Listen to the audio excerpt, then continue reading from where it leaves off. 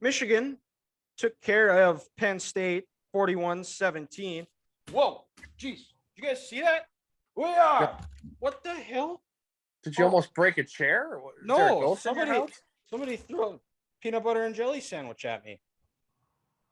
Now, would you like to explain that to everyone else who might not know why an Uncrustable was unfortunately just thrown at you, sir? And somebody yelled, "We are." Yeah, so at halftime, Michigan, as most people know, Michigan Stadium has the famous one tunnel, one way in, one way out. So sometimes things can get a little bit cluttered and clogged, and it happens where teams are walking out or walking in at about the same time. And Penn State was a little bit slow getting into their locker room, and Michigan was coming up, and things start being said. And apparently, Penn State was throwing peanut butter and jelly sandwiches at the Michigan players. Now, there's a lot wrong with that because peanut butter and jelly sandwiches are delicious. And this one was a strawberry. Are you guys strawberry guys or are you grape guys? If anyone likes grape peanut butter and jellies, they definitely need to reevaluate themselves and figure it out. Like, that's ridiculous. Well, consider myself being reevaluated, Mr. Price. Well, you're kind of an idiot, so that's dumb. Well, and you're just figuring this out, sir? No, I know, but this just makes you it makes me sad. Well, I like Bofa. Bofa? Yeah, both of these nuts. I got him. What the hell is this guy talking about? Gotcha. We are five. Talking about Uncrustables, talking these nuts type jokes all of a sudden. I will say this. Strawberry and grape, you can't go wrong. But if I prefer, give me the grape jelly. Yep. It's atrocious. And you're atrocious. Like I said, I like both. Michigan took care of Penn State. Game got a little bit close, a little bit. Some people might have been nervous. Sean Cliff, Michigan had some struggles in the red zone, settling for 2 early field goals. And then they got in the end zone 13-0. And on a 3rd and short, Sean Clifford broke a 62-yard run down to about the 3, I believe. And that was their best run of the day. And then after that, they took them 4 plays to get 3 yards. Some perspective. And then the next possession, on just kind of a weird play, and I actually thought that the ball hit the ground and bounced up, but it actually bounced off a shoulder pad up into a Penn State defender's hands, returned at pick 6. All of a sudden, Michigan is down 14-13.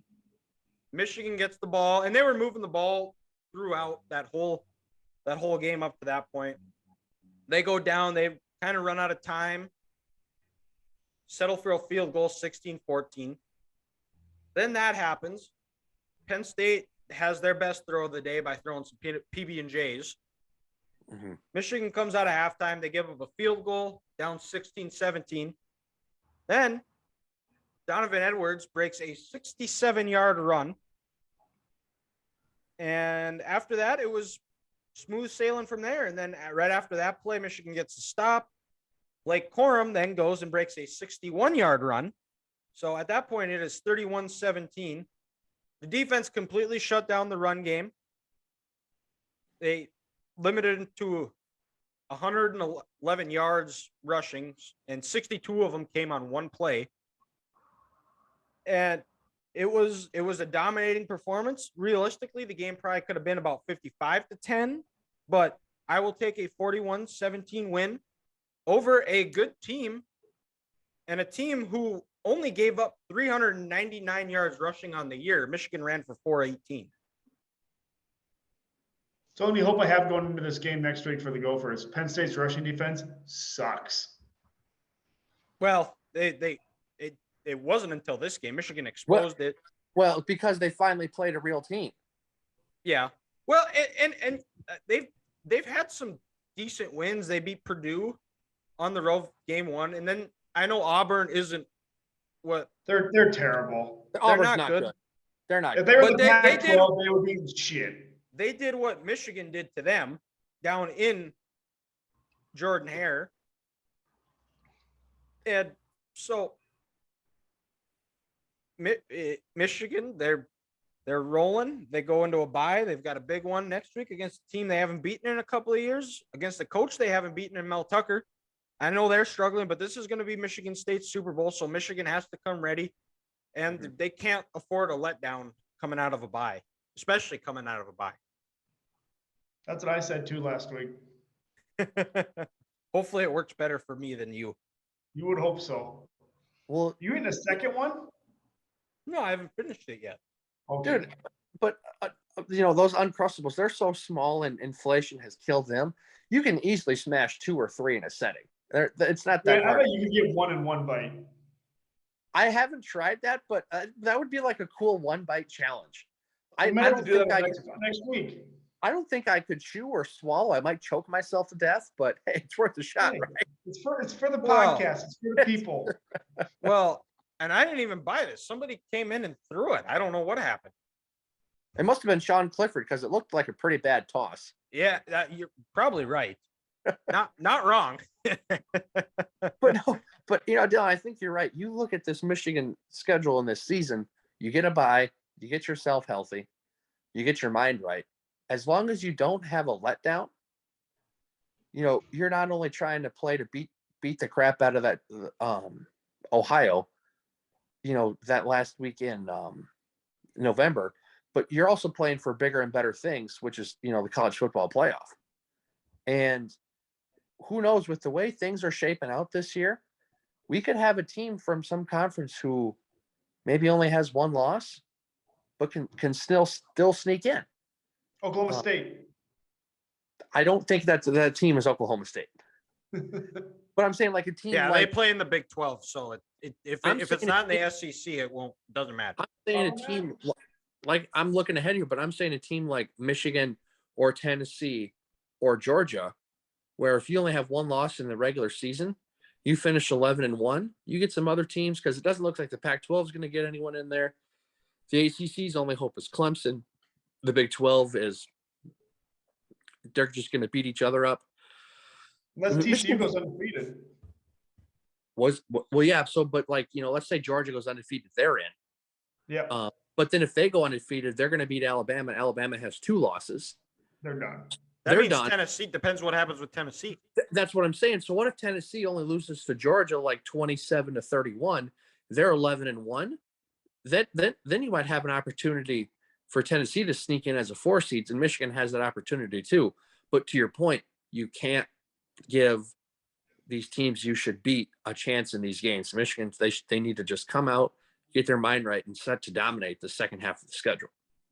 Yeah, and I think this team has the right mindset. Their defense looks great. They've got corners who are only giving up on average about 40 yards a game. Mm-hmm. And their edge guys do a really good job of setting the edge they haven't given up the big play this year, or they haven't let a big play become a big play. That Clifford one is probably the biggest play they've given up all year. And it was a good play by him. It was a great fake. They were really trying to stop Nick is it Nick Singleton? Nick Singleton, yep. Yeah. They sold out on him, and Clifford just kind of just had an open lane and just ran down, got tackled just short. But then after that, their defense bowed up. It took them 4 plays to get 3 yards. And you check on Twitter and the broadcast, they were talking about how this was such a big deal. And I'm just looking at it. It took them 4 plays to get 3 yards after that. Big plays are going to happen. They practice too. They were fine. The game was never in doubt. Even when Penn State was taking the lead, I wasn't sweating just because of the way the game was going, just because of a couple of big plays. As long as Michigan didn't turn the ball over, they were going to be fine, and they didn't. Well, yeah, to your point, Dylan, Penn State, they have the weird pick 6, and then Clifford with the 63-yard run. But besides that, Michigan seemed like they were dominating the pace of play, and they were playing the way they wanted to all day. And they weren't letting Nick Singleton beat them. And they put the game on Sean Clifford's arm. And Penn State can't win like that. And, you know, that's probably why they're going to lose at least another 2 games this year, because I just can't trust Sean Clifford like how I can trust JJ McCarthy if I need to get in a spot if it's 3rd and 7. I know JJ is going to make a play with his arm or his legs, and Sean Clifford's not. Exactly.